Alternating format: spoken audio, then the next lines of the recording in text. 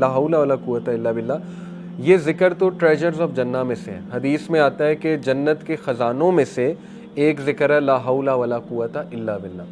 دوسرا غم میں اور بہت زیادہ سورو کی حالت میں یہ والا ذکر بہت تقویت دیتا ہے، لا حول ولا قوت الا باللہ. اس کی ٹرانسلیشن بھی بڑی تقویت دے گی، ٹھیک ہے نا. اس سے ثابت ہی ہوتا ہے کہ اے اللہ، وہ کہنا یہ چاہ رہے ہیں کہ اے اللہ میری کنڈیشن تب تک چینج نہیں ہوگی جب تک آپ کی طرف سے مجھے ہیلپ نہیں آئے گی. یعنی اپنے آپ کو بندہ فل بے بس شو کرے اور اللہ تعالیٰ پہ ریلائی کرے. یہ ہے اللہ پہ کانفیڈنس، ٹھیک ہے نا. ہوتا کیا ہے کہ ہم سب سے شیئر کر کے پھر اللہ کے پاس جاتے ہیں، تو ظاہر ہے اللہ کو، اللہ کی غیرت ہے، اللہ کو شاید برا بھی لگتا ہو کہ دیکھو سب سے شیئر کر کے اب میرے پاس آ گیا. تو ریلائنس تو یہ، کانفیڈنس تو یہ کہ جب حادثہ ہوا ہے سب سے پہلے کہاں شیئر کیا؟ اللہ تعالیٰ سے باتیں کی ہیں، اللہ تعالیٰ سے نوٹس لکھا کریں، نوٹ پیڈ لکھا کریں، اللہ سے گفتگو کیا کریں، سارا اپنا دل کھولا کریں اللہ کے آگے. اس کو عادت بنائیں، یہ بہت امپاورنگ چیز ہے، ٹھیک ہے نا. اور یاد رکھیں کہ دیکھیں جیسے حدیث میں آتا ہے نا کہ جب بندہ سورہ فاتحہ کی تلاوت کرتا ہے اللہ رپلائی کرتا ہے. اللہ کہتا ہے کیا میرا بندہ ایکنالج کر رہا ہے کہ میں گناہوں کو معاف کرنے والا ہوں؟ تو جا میں نے اسے معاف کیا.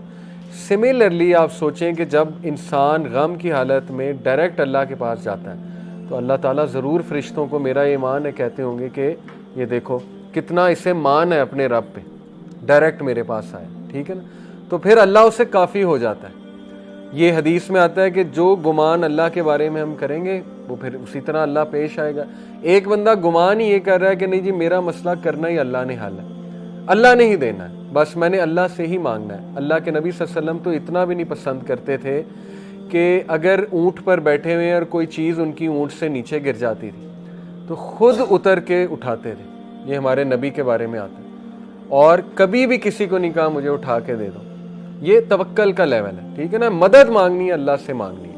لیکن یہ کہ ہمارا ایمان اس لیول کا نہیں، تو چلیں شیئرنگ کی جا سکتی ہے، لیکن بہترین یہ ہوگا کہ آپ صرف اللہ سبحانہ و تعالیٰ سے ہی شیئر کریں، ٹھیک ہے جی. تو اس دعا کے بعد اور ایک میں آپ کو بات بتاؤں کہ یہ دعا انسٹنٹ قبول ہوئی ہے. اس لیول کی اللہ کی مرسی انسٹنٹ قبول. فرشتے آئے، انہوں نے کہا کہ جبرائیل علیہ السلام آئے، انہوں نے کہا کہ جی میرے ساتھ یہ پہاڑوں کا فرشتہ ہے، حکم کریں، بتائیں جی کہ یہ پہاڑوں کے درمیان اس بستی کو کچل دے گا یہ فرشتہ. تو اللہ کے نبی صلی اللہ علیہ وسلم نے کہا کہ نہیں، ان کی آل اولاد میں سے کچھ ایسے لوگ آئیں گے جو شاید اسلام قبول کریں.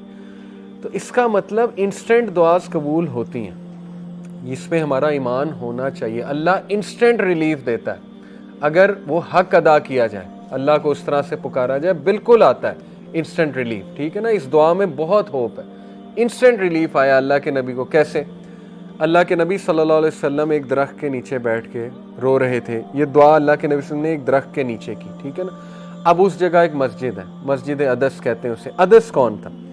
عتبہ اور شیبہ، یہ جو دو بھائی تھے. عتبہ جو ہے میں نے آپ کو بتایا نا ابو حذیفہ کے والد تھے اور ہند کے والد تھے عتبہ. عتبہ اور شیبہ اس وقت طائف میں موجود تھے، اس جگہ موجود تھے، اور عتبہ اور شیبہ کے وہاں پہ باغات تھے. یہ دونوں بھائی ہیں عتبہ اور شیبہ. عتبہ جو ہے یہ جنگ بدر میں مارا گیا تھا، ٹھیک ہے نا. شیبہ یہ میرے خیال مسلمان ہو گئے تھے. اینی وے، تو یہ دونوں نے جب دیکھا کہ ان میں تھوڑی سی سمپتھی آئی، انہوں نے دیکھا کہ یہ تو ہمارے بندے کو اس طرح سے انہوں نے مارا ہے، تو تھوڑی سی ظاہر ایفیلیشن ہوتی ہے اپنے بندوں کے ساتھ، تو ان کی غیرت جاگی. انہوں نے کہا کہ نہیں ہم اس کی مدد کریں گے. تو انہوں نے کیا کیا، ان کا ایک غلام تھا عدس، کرسچن تھا. عدس کے ہاتھوں انہوں نے کیا کیا کہ انگور کے جو ہے وہ باغات تھے غالباً، وہاں انگور کے کچھ جو ہے وہ وہاں پر بھیجے انہوں نے. تو انگور ظاہر ہے یہ اللہ کا بڑا ایک آپ کو پتہ ہے نعمت بھی اور بڑا مزے کا فروٹ ہے.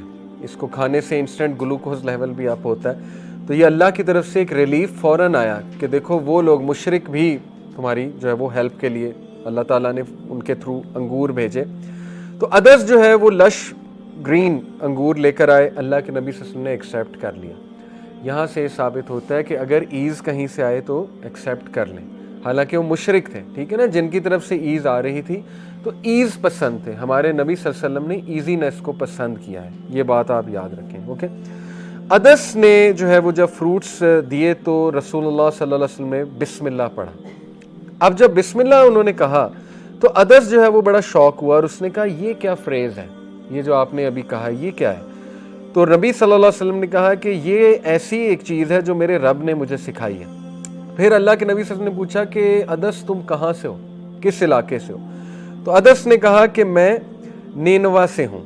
نینوا اس کا تلفظ ہے NINEVEH۔ نینوا جو ہے یہ عراق کی ایک سٹی ہے، پرانی سٹی ہے۔ تو رسول اللہ صلی اللہ علیہ وسلم نے اسمائل کیا اور کہا یوسف ابن متا، یعنی ان کی سٹی سے ہو، یوسف ابن متا کی قوم سے ہو، ان کی سٹی سے ہو، یونس ابن متا، حضرت یونس کی بات ہو رہی۔ حضرت یونس جو ہے وہ نینوا کے علاقے میں آئے تھے۔